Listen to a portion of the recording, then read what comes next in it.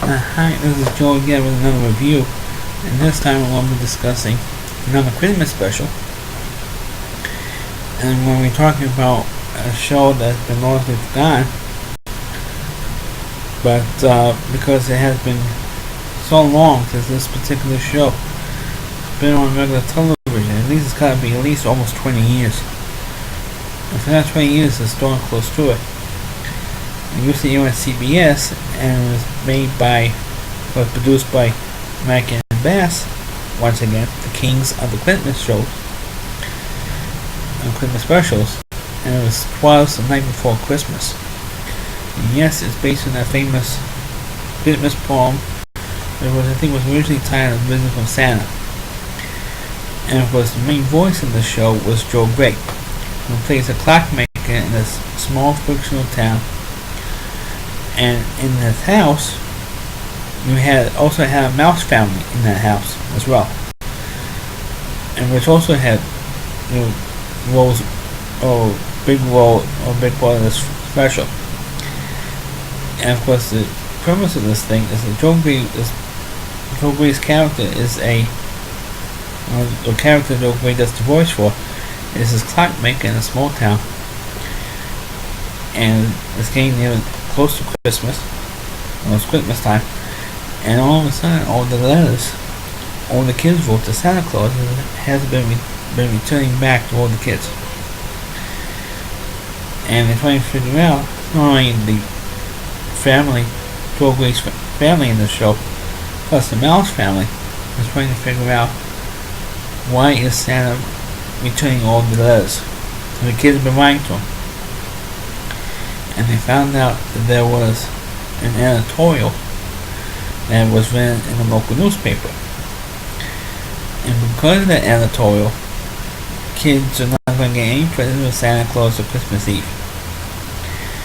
So they go to the local newspaper and they backtracked, and they found this infamous letter to the editor saying that Santa Claus is a myth and all this. And they noticed that a lot of big fancy words were used. And they figured out, who do we know uses big words? And the Father Mouse, and that's all his name was Father Mouse, figured out that was his son who wrote this letter to Santa Claus. And he says, well, Santa Claus, can you prove that he's real? The parents paid, it doesn't say in the show, but the parents buy the gifts, and they put it on the tree, and they pretend that it's from Santa. That's the humor the kids. Which, in fact, reality kids, that's true. The parents buy the gifts, not Santa Claus. And of course, they're trying to convince this kid to, believe in Santa. All these kids believe in Santa, so all these kids are, and of course the son says, all these are all kids.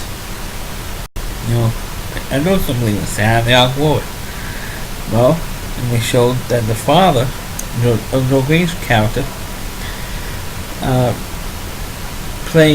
was building a clock in the town at City Hall, and when it strikes midnight on New Year's, on Christmas Eve, they will play a song for Santa. Santa will hear it and come back to town and like us again.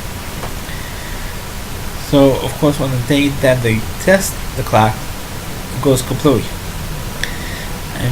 And of course, the father, because it goes kaplooey, Joe Gray's character lost a whole lot of business over it. Excuse me. And the father lost a lot of business because the clock went nuts. He's a fraud. So he does. There's one particular scene when Joe Gray tries to go back and fix the clock, and they won't let him. When the cops at City Hall and the maid won't let him do it, and they kicked him out. And they still trying to figure out why, what happened. And Albert was the son who wrote the letter to Santa Claus and met to Father Mouse. And he was the one who went into the clock, figured out how it worked, and that's when he broke the clock.